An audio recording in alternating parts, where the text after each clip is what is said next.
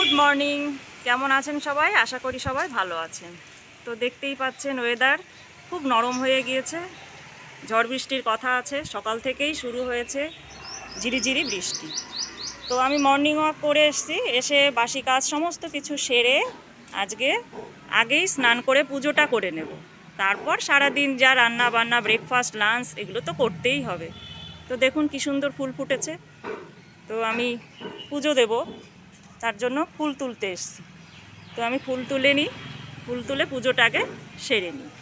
ফুল অনেক কমে গিয়েছে, এখন ফুল খুব পাতলা হয়ে গেছে, অল্প ফুল, ফুল বেশি নেই। এই গাছের ফুল ডাল কেটে দেওয়াতে ফুল গাছে ওপরে উঠে, এখন আর পাকতেও পারি।